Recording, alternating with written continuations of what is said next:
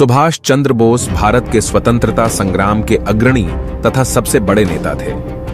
द्वितीय विश्व युद्ध के दौरान अंग्रेजों के खिलाफ लड़ने के लिए उन्होंने जापान के सहयोग से आजाद हिंद फौज का गठन किया था। उनके द्वारा दिया गया जय हिंद का नारा भारत का राष्ट्रीय नारा बन गया है। तुम मुझे खून दो, मैं तुम्हें आजादी दूंगा का नारा भी उनका था, जो उस समय अत्यधिक प्रचलन में आया। भारतवासी उन्हें नेताजी के नाम से संबोधित करते हैं। कुछ इतिहासकारों का मानना है कि जब नेताजी ने जापान और जर्मनी से सहायता लेने का प्रयास किया था, तो ब्रिटिश सरकार ने अपने गुप्तचरों को 1941 में उन्हें खत्म करने का आदेश दिया था। नेताजी ने 5 जुलाई 1943 को सिंगापुर के टाउन हॉल के सामने सुप्रीम कमांडर के रूप में सेना को संबोधित करते हुए दिल्ली चलो का नारा दिया और जापानी सेना के साथ मिलकर ब्रिटिश व कॉमनवेल्थ सेना से बर्मा सहित इम्फाल और कोहिमा में एक साथ जमकर मोर्चा लिया।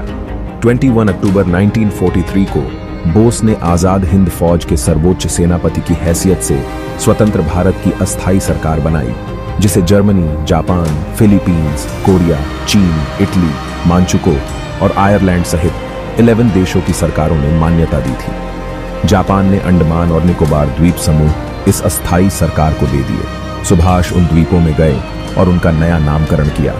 1944 को आजाद हिंद फौज ने अंग्रेजों पर दोबारा आक्रमण किया और कुछ भारतीय प्रदेशों को अंग्रेजों से मुक्त भी करा लिया।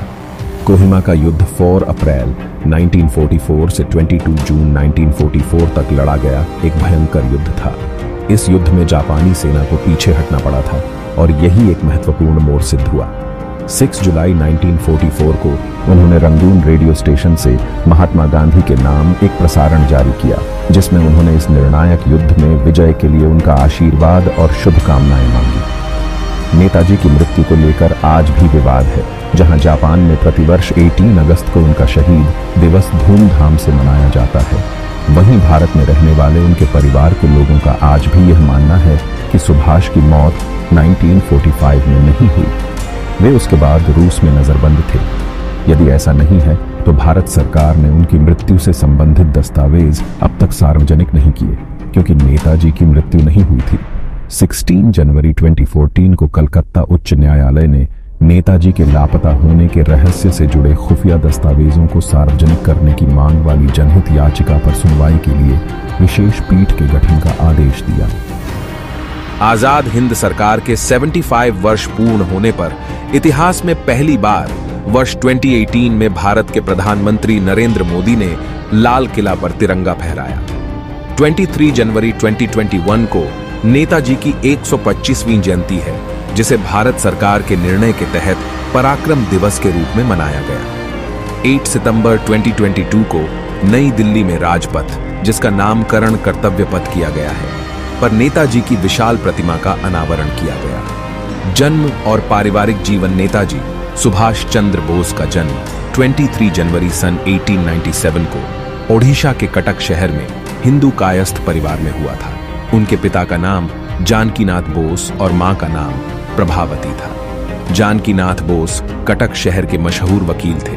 पहले वे सरकारी वकील थे, मगर बाद में उन्होंने निजी प्रैक्टिस शुरू कर दी थी। उन्होंने कटक की महापालिका में लंबे समय तक काम किया था और वे बंगाल विधानसभा के सदस्य भी रहे थे।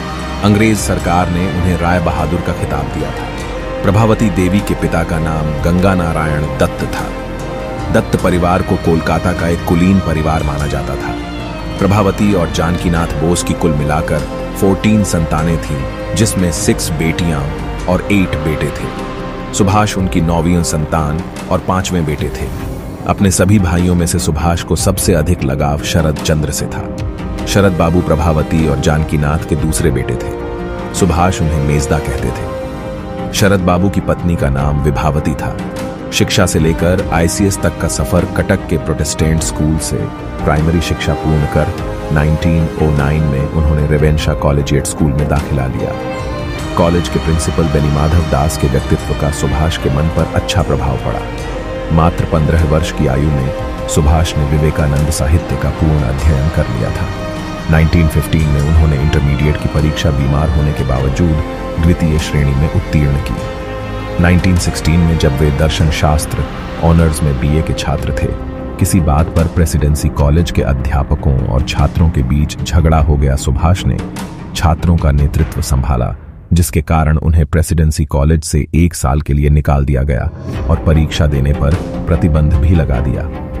48वीं बंगाल रेजिमेंट में भर्ती के लिए उन्होंने परीक्षा दी, किंतु आंखें खराब होने के कारण उन्हें सेना के लिए अयोग्य घोषित कर दिया गया। किसी प्रकार स्कॉटिश चर्च कॉलेज में उन्होंने प्रवेश तो ले लिया, किंतु मन सेना में ही जाने को कह रहा था। खाली समय का उपयोग करने के लिए उन्होंने टेरिटोरियल आर्मी की परीक्षा दी और फोर्ट विलियम सेनालय में रंगरूट के रूप में प्रवेश पा गए। फिर ख्याल आया कि कहीं इंटरमीडिएट की तरह बीए में भी कम नंबर न आ जाए। सुभाष ने खूब मन लगाकर पढ़ाई की और 1919 में बीए की परीक्षा प्रथम श्रेणी में। पिता की इच्छा थी कि सुभाष आईसीएस बने, किंतु उनकी आयु को देखते हुए केवल एक ही बार में यह परीक्षा पास करनी थी। उन्होंने पिता से 24 घंटे का समय यह सोचने के लिए मांगा ताकि वे परीक्षा देने या न देने पर कोई अंतिम निर्णय ले सके। सारी रात इसी असमंजस में वह जागते रहे कि क्या किया जाए। आखिर उन्होंने परीक्षा देने का फैसला किया और 15 सितंबर 1919 को इंग्लैंड चले गए। परीक्षा की तैयारी के लिए लंदन के किसी स्कूल में दाखिला न मिलने पर सुभाष ने किसी तरह किट्स विलियम हॉल में मानसिक एवं नैतिक विज्ञान की ट्राइपास ऑनर्स की परीक्षा का अध्ययन करने हेतु उन्हें प्रवेश मिल गया। इससे उनके रहने व खाने की समस्या हल हो गई। हाल में एडमिशन लेना तो बहाना था, असली मकसद तो आईसीएस में पास होकर दिखाना था। सो उन्होंने 1920 में वरीयता सूची में 4था स्थान प्राप्त करते हुए पास कर ली। इसके बाद सुभाष ने अपने बड़े भाई शरद चंद्र बोस को पत्र लिखकर उनकी राय जाननी चाहिए कि उनके दिलो दिमाग पर तो महर्षि दयानंद सरस्वती और महर्षि अरविंद घोष के आदर्शों ने कब्जा कर रखा है। ऐसे में आईसीएस बनकर वह अंग्रेजों की गुलामी कैसे कर पाएंगे।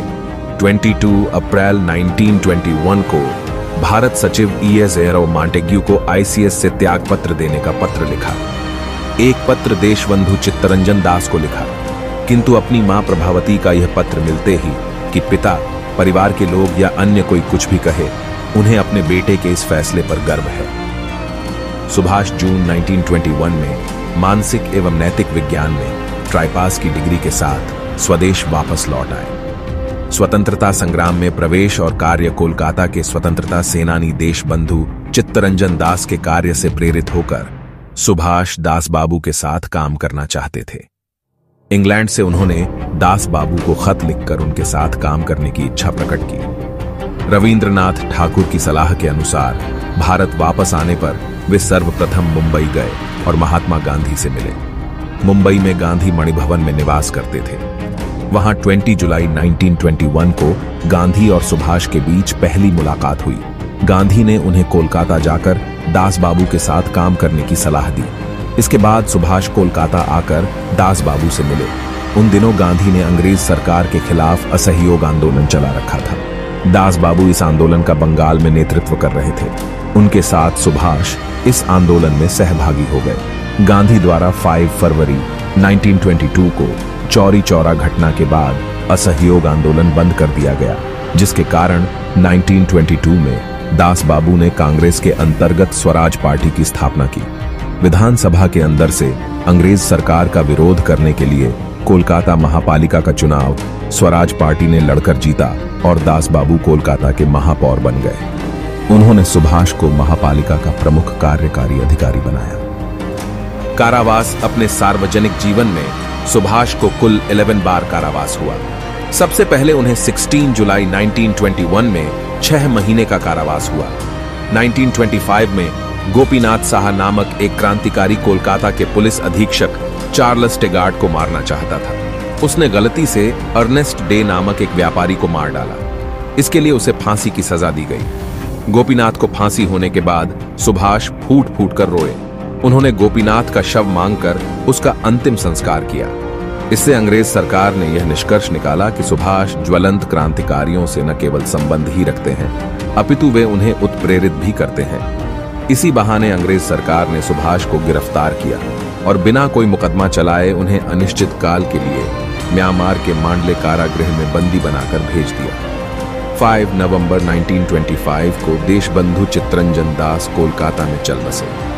सुभाष ने उनकी मृत्यु की खबर मांडले कारागृह में रेडियो पर सुनी। मांडले कारागृह में रहते समय सुभाष की तबीयत बहुत खराब हो गई, उन्हें तपेदिक हो गया, परंतु अंग्रेज सरकार ने फिर भी उन्हें रिहा करने से इनकार कर दिया।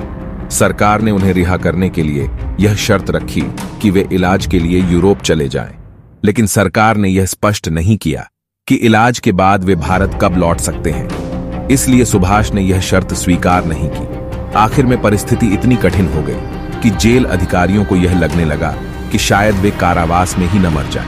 अंग्रेज सरकार यह खतरा भी नहीं उठाना चाहती थी कि सुभाष की कारागृह में मृत्यु हो जाए, इसलिए सरकार ने उन्हें रिहा कर दिया।